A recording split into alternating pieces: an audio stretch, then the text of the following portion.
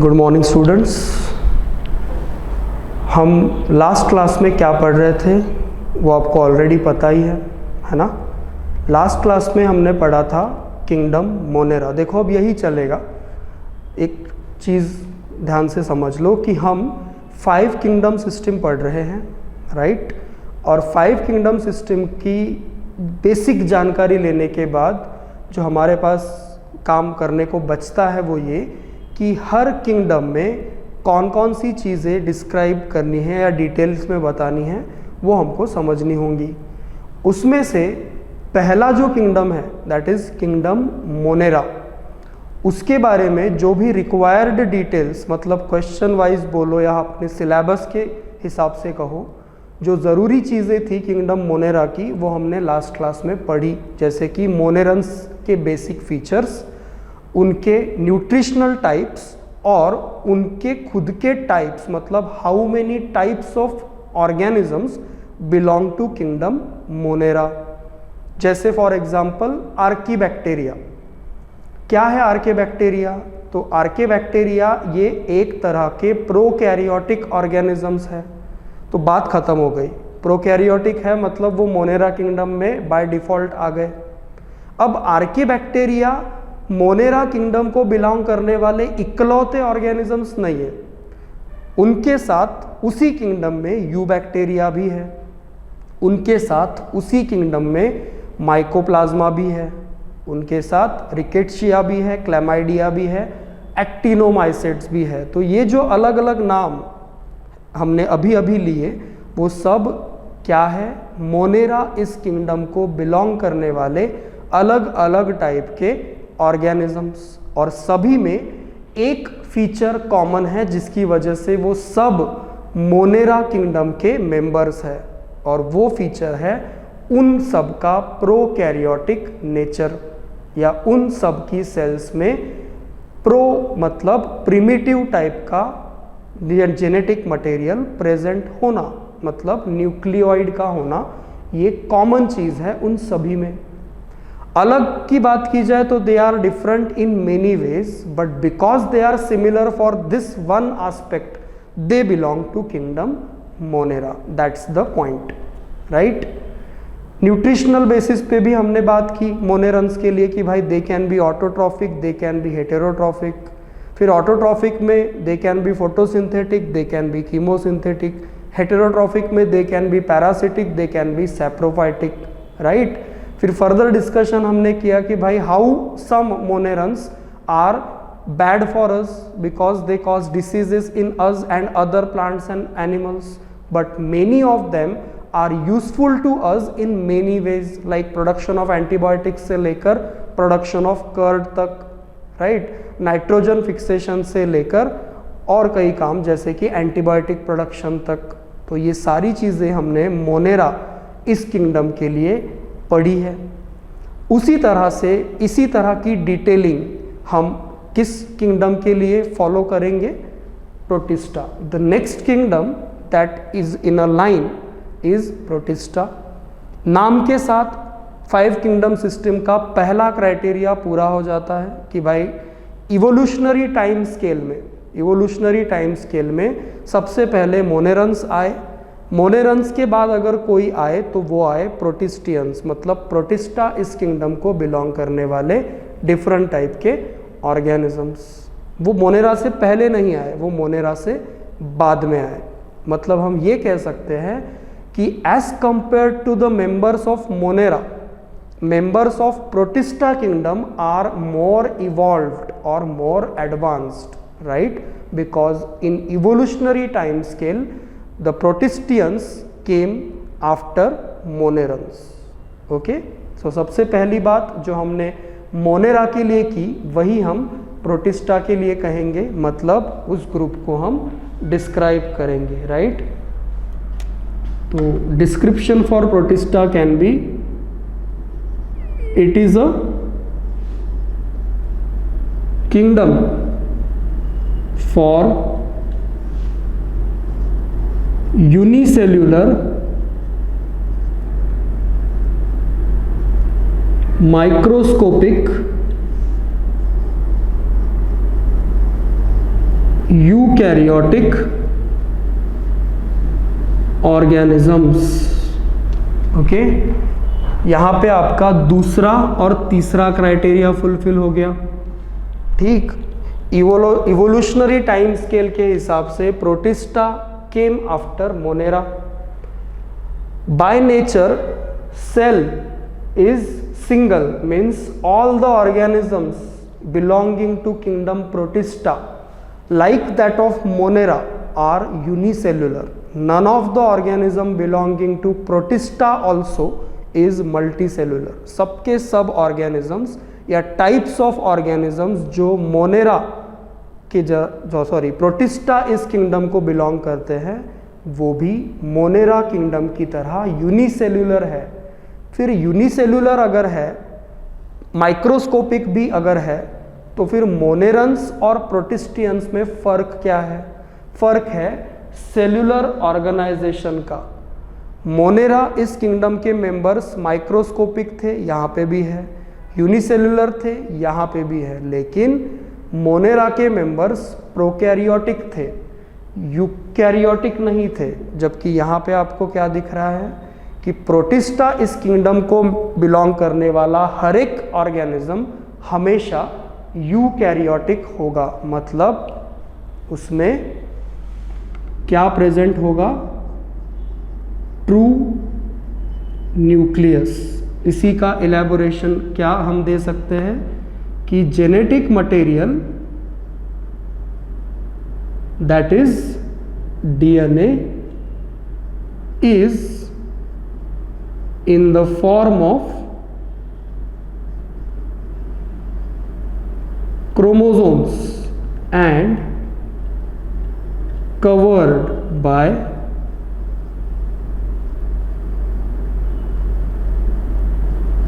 nuclear membrane. Okay, and the DNA is associated with histone proteins. See this.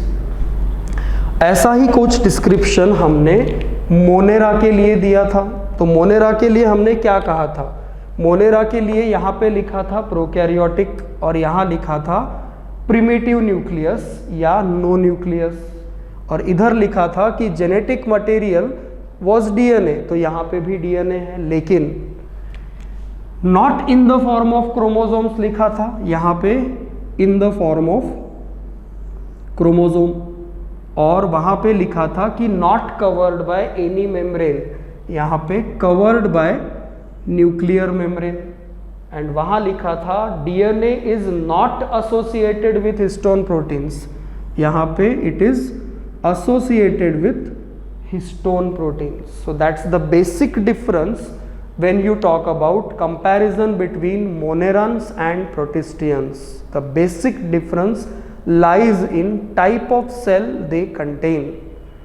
Monerans are prokaryotic, protistians are eukaryotic. Now if you go further, ठीक है, तो eukaryotic organisms जैसे कि हमको पता है दो टाइप के होते हैं as far as body organization is concerned,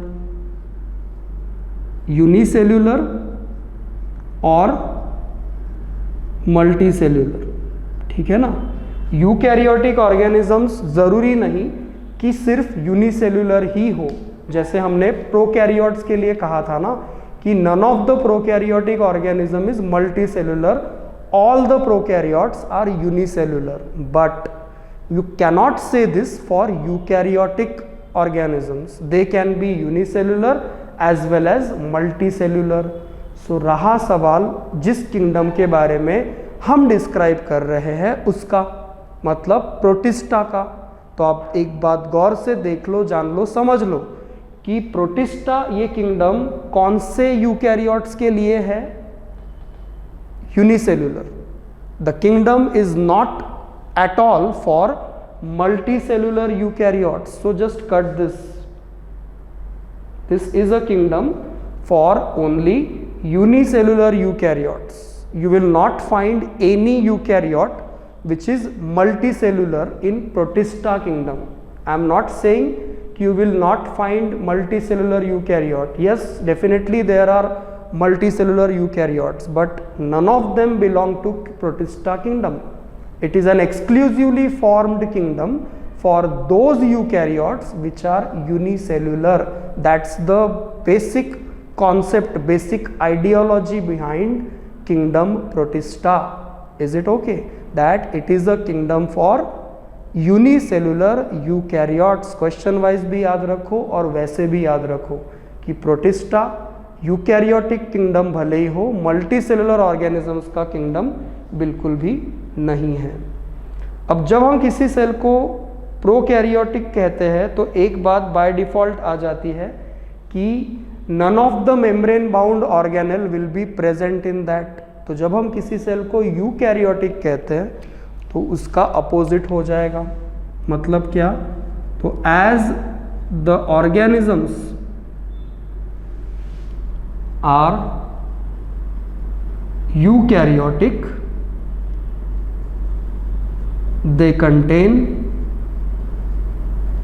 different types of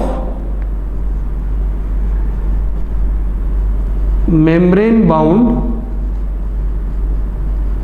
cellular organelles. No doubt prokaryotic cell के लिए हमने कहा था कि none of the membrane bound organelle is present. These are eukaryotic, so they contain normal membrane bound structures that could be find in any eukaryotic cell. Mitochondria हो या फिर Golgi complex हो, कुछ भी हो. देन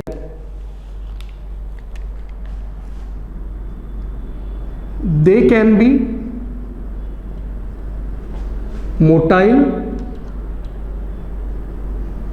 और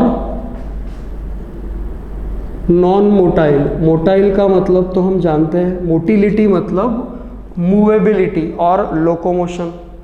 like humans can show motility because they have legs. So legs are our locomotory structures और locomotory organs. What about bacteria? Again Monera की भी हम बात करें तो दे कैन बी मोटाइल और non motile. If motile, bacteria show motility because of flagella, है ना. Flagella can be the locomotory organ in bacteria, but it is not compulsory that every bacteria should possess flagella. हमने cell में, prokaryotic cell में ये पढ़ा है. उसी तरह से प्रोटिस्टा इस किंगडम को बिलोंग करने वाले मेंबर्स भी मोटाइल भी हो सकते हैं और नॉन मूवेबल या नॉन मोटाइल भी. लेकिन अगर मोटाइल है, मतलब इफ मोटिलिटी और मूवेबिलिटी इज प्रेजेंट, तो कौन कौन सी चीज़ें रिस्पॉन्सिबल है उस मोटिलिटी के लिए, या कौन कौन से स्ट्रक्चर्स उस पर्टिकुलर मोबिलिटी के लिए काम करते हैं. तो उसमें से पहला है फ्लैजेला, नहीं तो सिलिया, नहीं तो सूडोपोडिया. देखो ये इंपॉर्टेंट है. इन case of kingdom protista, if the member of kingdom protista is showing mobility or motility, movement, then the movement of member belonging to kingdom protista can be due to presence of flagella or cilia or pseudopodia. Remember, one at a time, means या तो flagella होगा, या तो cilia होंगे, या फिर pseudopodia के through movement होगी. एक ही मेंबर में तीनों चीज़ें या कोई भी दो चीज़ें नहीं होती. That you need to understand. और एक और बहुत ही इम्पॉर्टेंट और लॉजिकल बात, भले ही नाम सेम हो, मतलब यही फ्लैजेला आपको मोनेरन्स में भी मिलेगा, या यही नाम हम मोनेरा किंगडम के मेंबर्स के लिए भी यूज़ करते हैं as a locomotory organ, flagella. लेकिन जब हम माइक्रोस्कोप या इलेक्ट्रॉन माइक्रोस्कोप का इस्तेमाल करके स्ट्रक्चर को डिटेल में पढ़ते हैं, जैसा कि हमने यूकैरियोटिक सेल में ऑलरेडी पढ़ रखा है, ये भी आप जानते हो। तो हमको समझ में आता है कि बैक्टीरिया के फ्लैजेला का स्ट्रक्चर और किसी यूकैरियोटिक सेल के, जैसे कि प्रोटिस्टा की सेल के फ्लैजेला का स्ट्रक्चर ज़मीन आसमान का फ़र्क होता है या बहुत ज़्यादा डिफरेंट होता है। तो कहने की बात ये कि फ्लैजेला नेम सेम है, फंक्शन सेम है, स्ट्रक्चर डिफरेंट है। तो एक और कॉन्सेप्ट आप यहाँ पे लगा सकते हो कि flagella of bacteria and flagella of some protist are analogous. Analogous organs या एनालॉगस स्ट्रक्चर्स किन्हें कहते हैं हम? दोज वो perform same function but have different structures. So as you can see, the flagella of a bacteria and the flagella of some protist has same function, that is locomotion, but has completely different structure. That's the thing you need to understand. Is it okay? ठीक है, तो ये जो तीन चीज़ें हैं आपको दिख रही, ये क्या है? लोकोमोटरी ऑर्गन्स या locomotory structures present in the members of protista if they show motility, otherwise they are non-motile. Then cell wall if present, when I say this if present, then simply means कि ये ज़रूरी चीज़ नहीं है या ज़रूरी नहीं कि हर मेंबर में प्रोटिस्टा किंगडम के आपको सेल वॉल मिले। अगर प्रेजेंट है तो it contains mainly cellulose, just like plant. As you know, plant cell wall mainly contains cellulose. If cell wall is present in protista, it also contains cellulose. Then most of the members belonging to protista are either aquatic or found in moist environments। ठीक है, protista kingdom को belong करने वाले ज़्यादातर members या तो aquatic होते हैं या तो एटलीस्ट मॉइस्ट एनवायरनमेंट्स में, मतलब जहां पानी अबंडेंट क्वांटिटी में है, ऐसी जगहों पे पाए जाते हैं। Is it okay? Now as far as their mode of nutrition is concerned, again similar to that of monerans, there are both types of protists. Means what we can say is mode of nourishment बोलो या nutrition बोलो can be autotrophic and heterotrophic. यहाँ पे एक बात फिर से confusion avoid करना ज़रूरी है कि या तो ऑटोट्रॉफिक या तो हेटेरोट्रॉफिक, ऐसा जनरली होता है ना। मतलब एक ही ऑर्गेनिज्म ऑटोट्रॉफिक और हेटेरोट्रॉफिक एक साथ नहीं होता। जैसे प्लांट्स पूरी तरह से ऑटोट्रॉफिक है, हम पूरी तरह से हेटेरोट्रॉफिक है, लेकिन कुछ एक प्रोटिस्ट्स ऐसे हैं जो मिक्सियोट्रॉप्स है। तो और इवन मिक्सियोट्रॉप्स, ये एक नई टर्मिनोलॉजी हमको यहाँ देखने को मिलती है। मिक्सियोट्रॉफ नाम से थोड़ा बहुत आइडिया तो लग ही जाता है।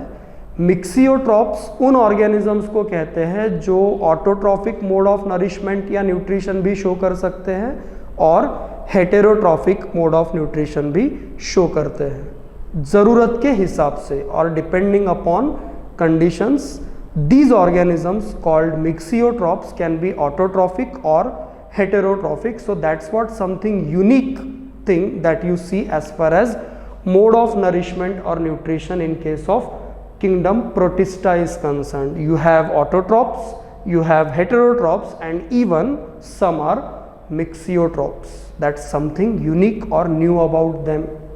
Okay, now इकोलॉजिकल रोल का जहां तक सवाल है, तो जो फोटोसिंथेटिक है वो नो डाउट प्रोड्यूसर्स है, जो फूड को कंज्यूम करते हैं या किसी लिविंग होस्ट पे डिपेंडेंट होते हैं, हेटेरोट्रॉफिक है और किसी लिविंग होस्ट पे डिपेंडेंट है, वो कंज्यूमर्स है. मतलब consumers can be like ingestive mode of nutrition show करने वाले, मतलब खाना एनगल्फ करने वाले, या फिर absorptive mode of nutrition show करने वाले, मतलब अपने होस्ट से चीज़ों को एब्जॉर्ब करने वाले, राइट. लेकिन है तो वो कंज्यूमर्स क्योंकि होस्ट है लिविंग. या फिर इवन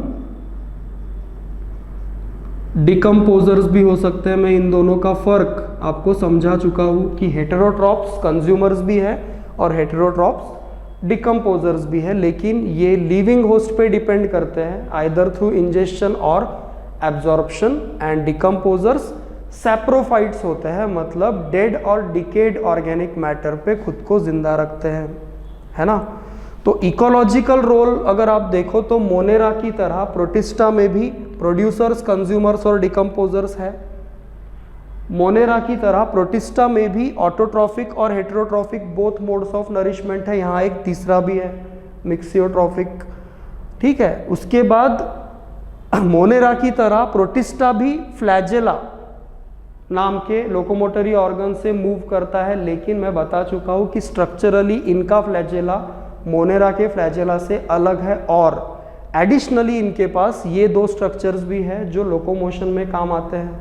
मोनेरा की तरह प्रोटिस्टा में भी सेल्स यूनिसेलुलर है, लेकिन प्रोकैरियोटिक की जगह यूकैरियोटिक है.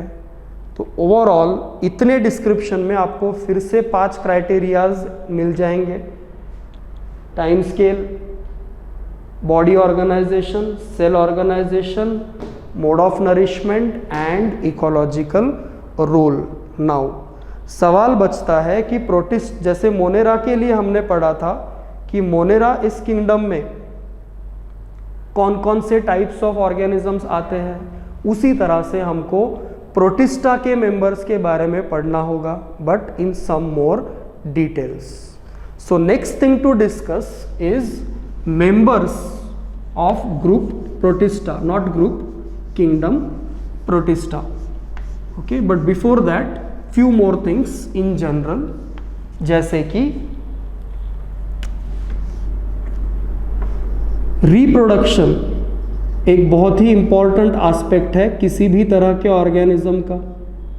ओके, जहाँ तक बात है मोनेरा किंगडम को बिलोंग करने वाले ऑर्गेनिजम्स की, तो उनका रिप्रोडक्शन मेनली असेक्सुअल तरीके से होता है, मतलब without forming any gamete, directly by binary fission. ये हम पढ़ चुके हैं. जहाँ तक सवाल है प्रोटिस्टा इस मेंबर या किंगडम के मेंबर्स का, तो रिप्रोडक्शन कैन बी असेक्सुअल और इवन सेक्सुअल. तो asexual reproduction occurs by fission, where you know that parent cell divides directly into 2 halves, where each half behave as a separate cell, right, without any formation of gamete or fusion of gamete or zygote formation. It occurs, therefore it is called asexual reproduction. But as far as sexual reproduction is concerned, as normally things happen, here also the same thing is seen, that occurs through gamete formation and fusion to produce zygote. But one more thing to consider about reproduction, particularly sexual reproduction, is the zygote directly develops into new protist that is embryo do not form. एक बात समझ लो कि sexual reproduction जब किसी भी organism में होता है तो एम्ब्रियो का फॉर्मेशन एक एडवांस्ड फीचर है जो हायर ऑर्गेनिजम्स में देखा जाता है या ज़्यादा इवॉल्व ऑर्गेनिजम्स में देखा जाता है। प्रोटिस्टा ये किंगडम भले ही यूकैरियोटिक ऑर्गेनिजम्स का हो, ये बहुत ज़्यादा इवॉल्व्ड यूकैरियोट्स नहीं है या हम इनको हायर ऑर्गेनिजम्स नहीं कहते, right? They are still a lower eukaryotes. Therefore an advanced feature like embryo formation is not seen in them, but here zygote directly develops into a new protist, or you can say young one.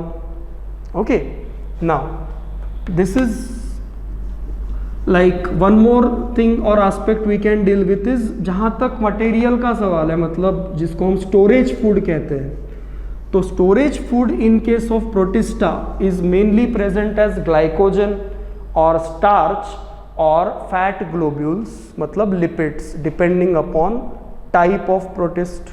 The stored food can be glycogen like animals, starch like plants और even fat globules like fungi. तो basically protista ये ऐसा एक kingdom है जो prokaryotic और eukaryotic organisms या prokaryotic और यूकैरियोटिक वर्ल्ड के बीच लिंक का काम करता है। और इसीलिए आप देखोगे कि प्रोटिस्टा में बहुत सारे फीचर्स मोनेरन्स के भी मिलेंगे, कुछ फीचर्स प्लांट्स के भी मिलेंगे, कुछ एनिमल्स के मिलेंगे, कुछ फंजाई के मिलेंगे। मतलब कुल मिला के ये एक ऐसा किंगडम है जिधर आपको सबकी झलकी दिख जाएगी, राइट? तो इसी चीज़ को आगे बढ़ाते हुए हम अभी जो कंसिडर करेंगे वो चीज़ है इसी किंगडम के बारे में, टाइप्स ऑफ प्रोटिस्ट्स। देखो प्रोटिस्ट्स किसे कहते हैं? मोनेरन्स, मतलब मोनेरा किंगडम को बिलोंग करने वाले ऑर्गेनिजम्स। तो प्रोटिस्ट्स मतलब प्रोटिस्टा किंगडम को बिलोंग करने वाले ऑर्गेनिजम्स, राइट? तो सबसे पहले हम अगर एनलिस्ट करें तो फर्स्ट इज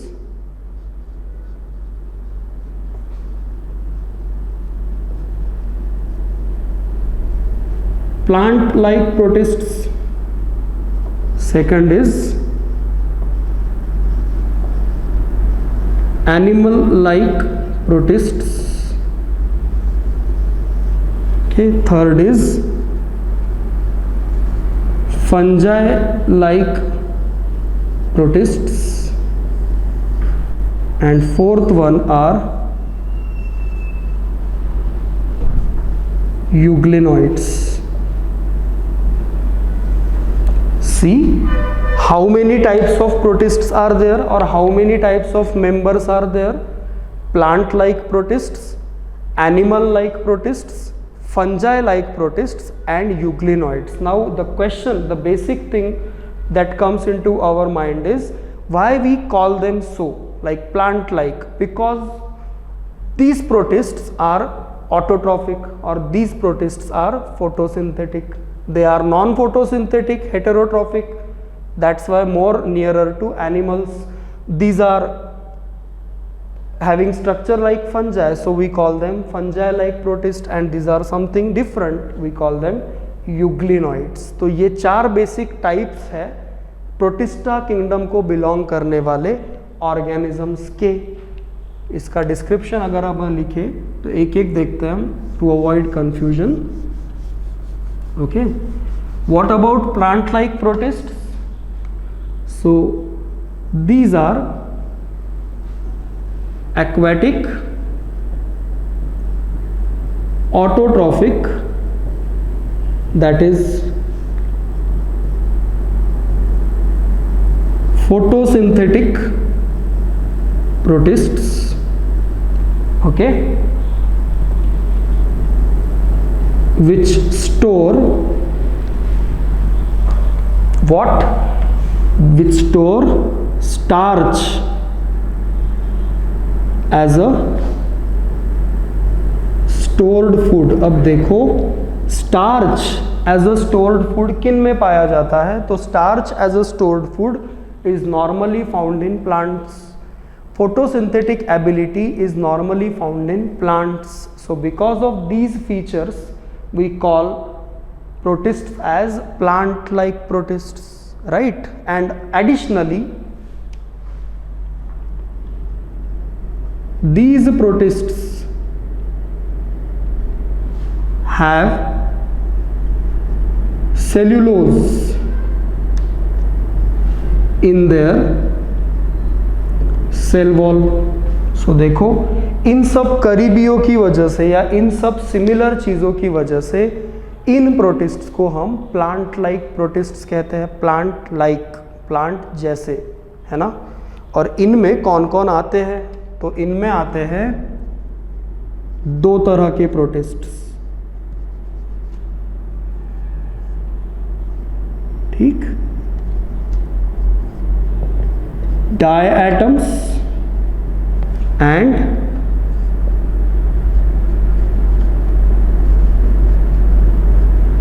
डाइनोफ्लैजेलेट्स. ओके, और उन दोनों को कुल मिला के हम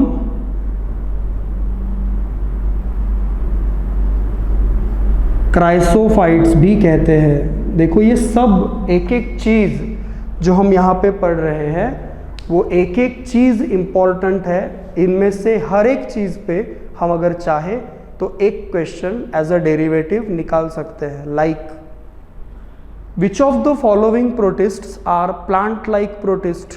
You should know there are two, diatoms and dinoflagellates. What is common amongst them? They possess cellulose in their cell wall, has starch as a stored food and are aquatic and photosynthetic. Chrysophytes include, और chrysophytes में कौन कौन आते हैं? तो chrysophytes में diatoms and डाइनोफ्लैजेलेट्स आते हैं जो कि प्लांट लाइक प्रोटिस्ट है, क्योंकि वो दोनों ये फीचर्स शो करते हैं. राइट. अब कुछ और एडिशनल चीज़ें जैसे कि these are microscopic, okay, and possess interlocking walls of silica. मतलब additional to cellulose, what is present in the cell wall of diatoms, it is a very important component, that is silica. Okay, and why the term interlocking? Because two layers of the wall fix into each other. Okay, that's why interlocking, and has a deposition of silica. Okay, so why it is important to mention in case of diatoms is these are microscopic and therefore called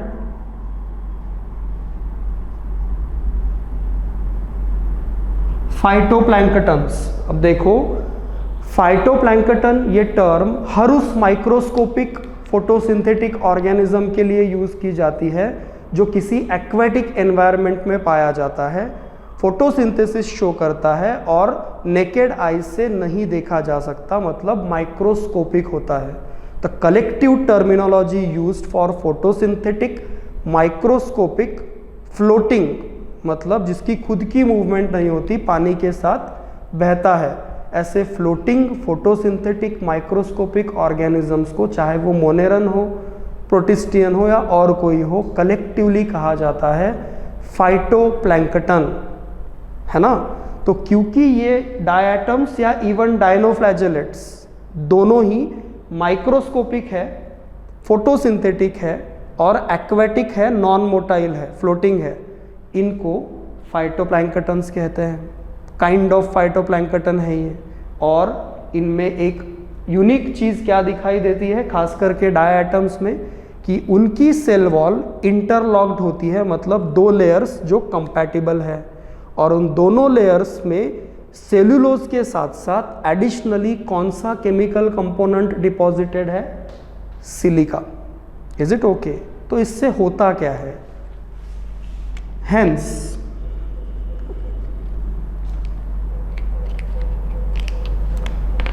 dead and dried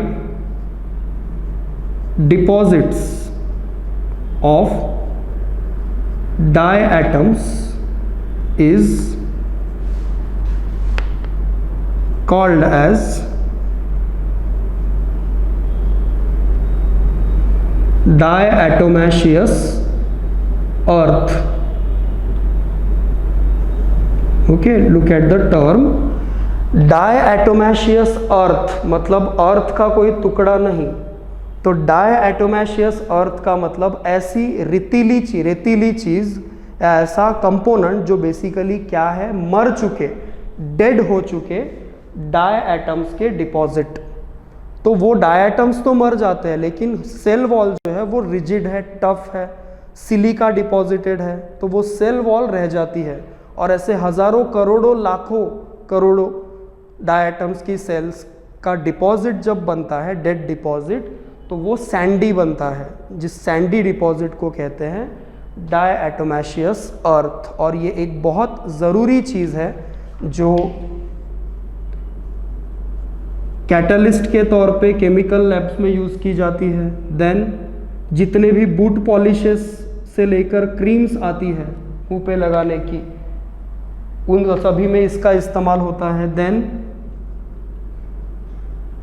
shining agents जितने भी आते हैं, like होता है ना, कौन सा paper बोलते हैं जिससे घिसते हैं किसी सरफेस को, उसमें इसका इस्तेमाल होता है। और इवन डायटोमेशियस अर्थ का सबसे कॉमन इस्तेमाल जो हम सबको पता होगा, मुल्तानी मिट्टी जिसको कहते हैं, it is nothing but a composite made up of diatomaceous earth. तो pharmaceutical products, beauty products, polishes, shining agents, इन सभी में कमर्शियल स्केल पे डायटोमेशियस अर्थ इस कंपोनेंट का इस्तेमाल होता है, जो क्या है, नथिंग बट डेड मैटर और dead deposits of diatoms, a kind of chrysophytes or plant-like protists. Got it? I think you got it now. Diatoms की ही तरह जो सेकेंड टाइप के क्राइसोफाइट्स है वो है डाइनोफ्लैजेलेट्स। नाम से समझ में आ जाएगा कि डाइनोफ्लैजेलेट्स इनको क्यों कहते हैं। डाई मतलब दो, फ्लैजेलेट्स मतलब flagella. Because the members of this group dinoflagellates bear two flagella in them, they are motile and called dinoflagellates. Similar to that of diatoms, they are also plant-like protist, aquatic, photosynthetic, microscopic. Is it okay? But generally not termed phytoplanktons, because to be phytoplankton something should be non-motile, and dinoflagellates have flagella, so cells are motile. But otherwise they are also like that of diatoms, that means belong to chrysophytes, show all these properties. Is it okay? But like diatoms, they don't have silica deposit. And dinoflagellates के लिए एक question wise important चीज़ जो मैं यहाँ पे बताना चाहूँगा कि variety of dinoflagellates have pigments other than chlorophyll. Chlorophyll तो है ही, क्योंकि उसके बिना तो फोटोसिंथेसिस हो ही नहीं सकता, लेकिन apart from photosynthetic chlorophyll there are variety of pigments that are found in the cells of dinoflagellates. One of such pigment is red coloured, that is phycoerythrin. You know this because it is done in photosynthesis. So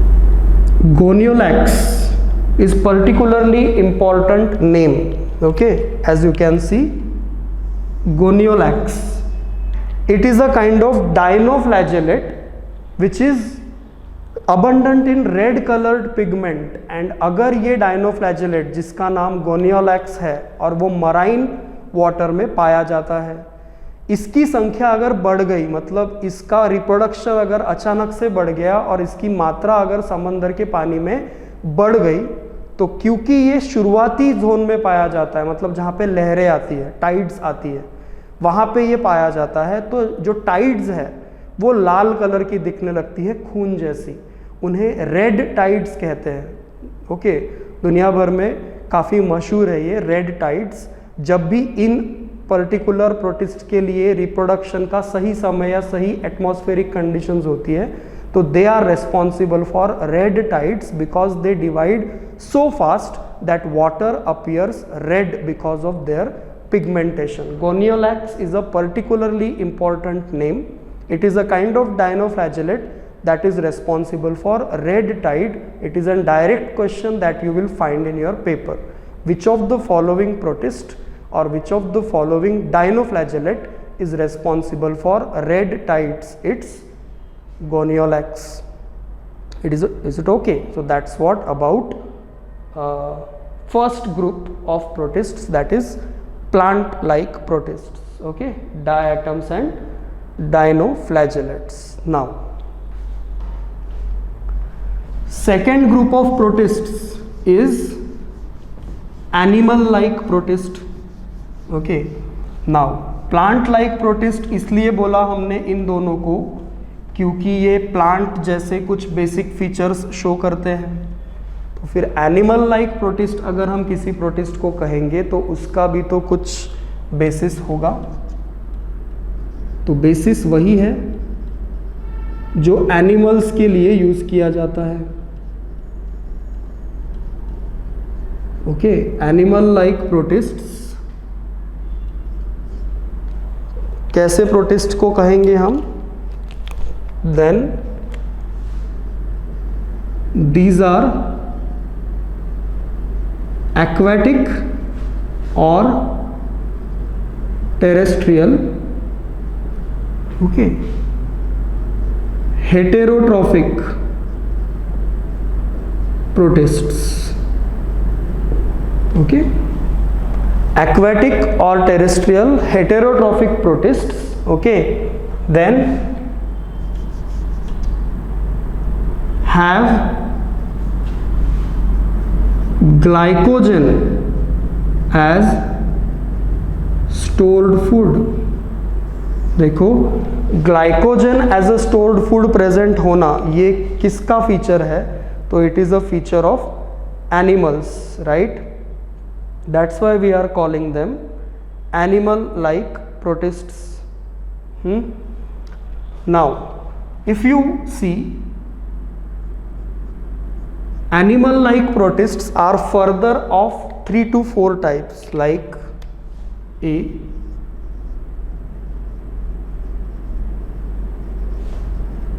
amoeboid protist,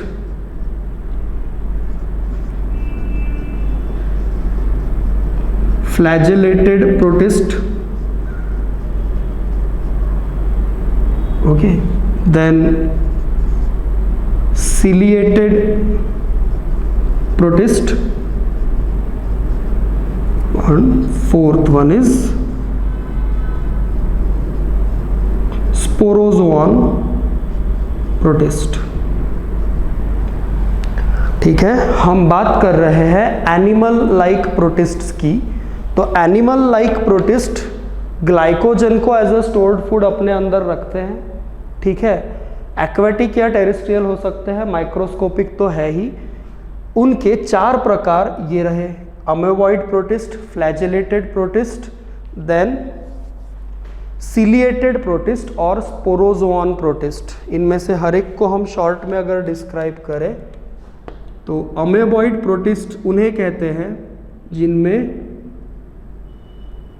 pseudopodia as a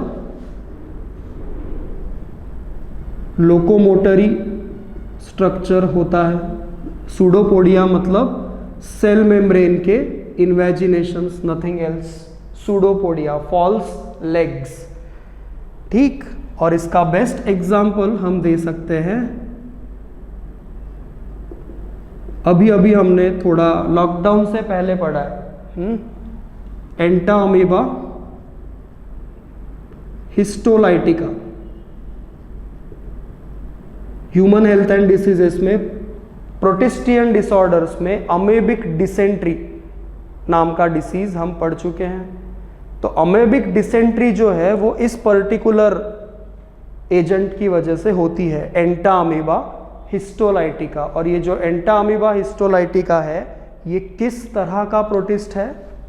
अमेबॉइड protist having pseudopodia as its locomotory structure and it's an animal like protist. उसके बाद flagellated protist का अगर description दे तो नाम से समझ में आता है कि they possess flagella as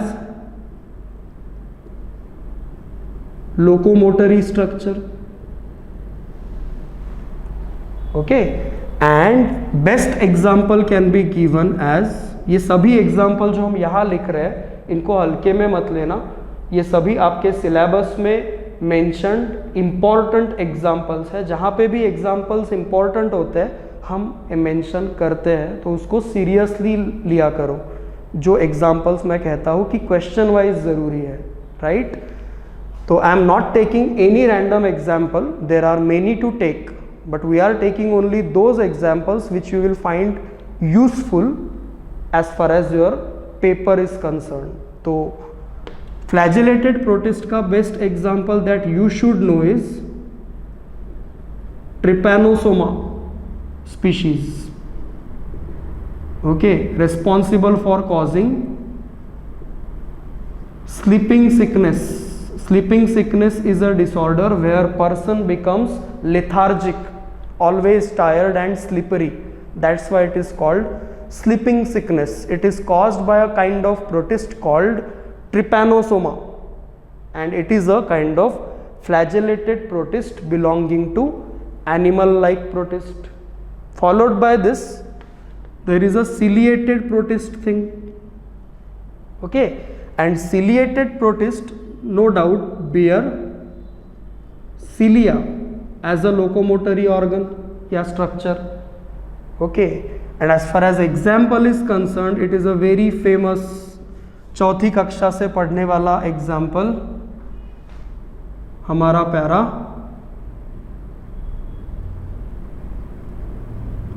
paramecium, चप्पल वाला या फुट की सोल वाला।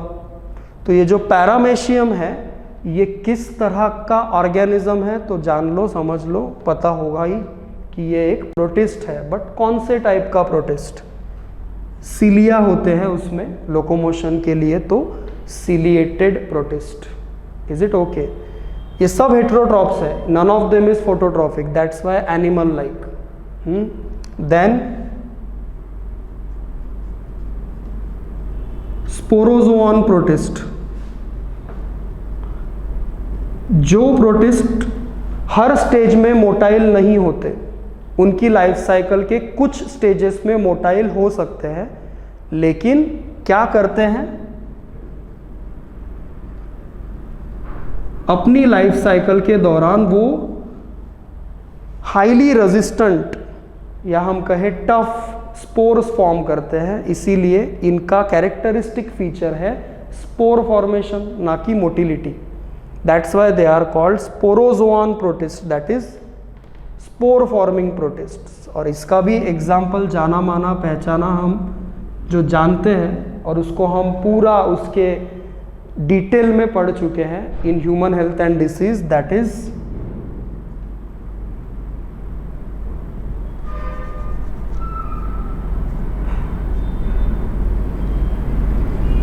Plasmodium species causing, you know that, malaria. Malaria cause करने वाला एजेंट हम कई बार बता चुके हैं, बैक्टीरिया नहीं है, प्रोटिस्ट है। कौन सा प्रोटिस्ट? तो आप जानते हो मलेरिया की पूरी लाइफ साइकिल हमने पढ़ी है। ह्यूमन सेकेंडरी होस्ट है, मॉस्किटो प्राइमरी होस्ट है, कि उल्टा है? मॉस्किटो प्राइमरी होस्ट है ना, क्योंकि उसमें सेक्सुअल फेज होता है, हम में असेक्सुअल फेज होता है, तो हम सेकेंडरी होस्ट है। ये सारी चीज़ें हम पढ़ चुके हैं मलेरिया के बारे में। तो आपको याद आ रहा होगा सीजॉन्ट, स्पोरोगोनी, स्पोरोजॉइट, मीरोजॉइट, ये सारे स्पोर वाली स्टेजेस है ना। तो क्योंकि ये प्रोटिस्ट प्लाज्मोडियम वाइवैक्स या मलेरी जो भी और स्पीशीज़ है, ये स्पोर फॉर्म करती है, इन्हें हम कहते हैं स्पोरोजोन प्रोटिस्ट। ठीक है, तो ये हो गए दो प्रोटिस्ट के type, that is plant like protist and animal like protist, जिसमें प्लांट लाइक प्रोटिस्ट में हमको जो कैरेक्टरिस्टिक्स दिखते हैं वो प्लांट जैसे है, और एनिमल लाइक प्रोटिस्ट में जो दिखते हैं वो एनिमल जैसे हैं। उनके सभी पॉसिबल टाइप्स के साथ हमने उनको यहाँ डिस्क्राइब किया। जो तीसरी कैटेगरी है, थर्ड कैटेगरी ऑफ प्रोटिस्ट, याद करो कौन सी थी, हमने यहाँ चारों को एनलिस्ट किया था। तो third category was fungi like protist. जो मेन डिस्क्रिप्शन है वो इन्हीं दोनों के लिए है, और ज़रूरी क्वेश्चन वाइज भी यही मैटर है जो अभी तक हमने पढ़ा, plant like and animal like. But कुछ चीज़ें ऐसी हैं जो हमको बचे हुए दोनों के बारे में भी बतानी होंगी, पढ़नी होंगी, समझनी होंगी। जैसे कि तीसरी है फंजाई लाइक प्रोटिस्ट्स। सबसे पहले they are also called as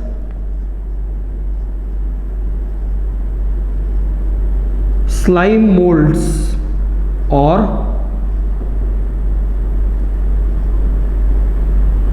myxomycetes. Okay, remember their alternate name. They are also called slime molds or myxomycetes. Then they are saprophytic, that is grow on dead and decayed organic matter. Okay, then very important thing,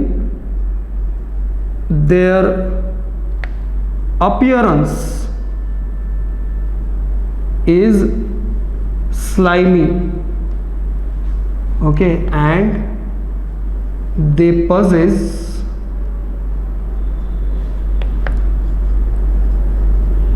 multiple nuclei, बहुत सारे nucleus एक ही common cytoplasm में आपको देखने को मिलेंगे under these kind of protist, slime moulds. That's why the term, a very famous term that we always use for such condition where you find multiple nuclei in a common cytoplasm is coenocytic. Okay, so synocytic nature or multinucleated nature will be seen in these kind of protists.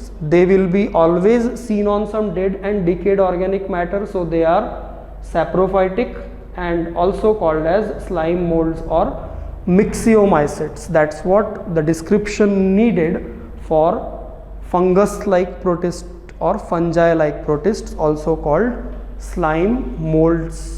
Finally,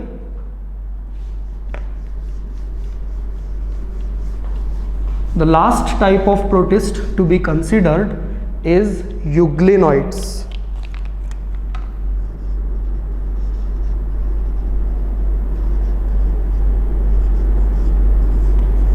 थोड़ी देर पहले हमने एक point पढ़ा था कि mode of nutrition in case of प्रोटिस्ट्स is autotrophic, heterotrophic और मिक्सियोट्रॉफिक। तो ये यहाँ पे समय आ गया है कि मिक्सियोट्रॉफिक कौन है, तो यूग्लिनॉइड्स है। तो सबसे पहली चीज़ हम वही लिखेंगे कि these are mixotrophs. Okay, that is if light is available, they become photosynthetic, and if not, they become absorptive, that is heterotrophic. अगर लाइट अवेलेबल है, वाटर अवेलेबल है, रॉ मटेरियल्स अवेलेबल है, तो वो अपने अंदर प्रेजेंट पिगमेंट्स के द्वारा फोटोसिंथेसिस शो करते हैं। लेकिन अगर लाइट की इंटेंसिटी कम हो जाए, अवेलेबिलिटी कम हो जाए, रॉ मटेरियल्स डेफिशिएंट हो जाए, तो वो अपने लिए फूड बनाने की जगह अवेलेबल फूड इस्तेमाल करने लगते हैं through absorption, that is become heterotrophic. So as these organisms can show both autotrophic as well as heterotrophic mode of nutrition, overall called mixiotrophs. Okay, and one more important thing,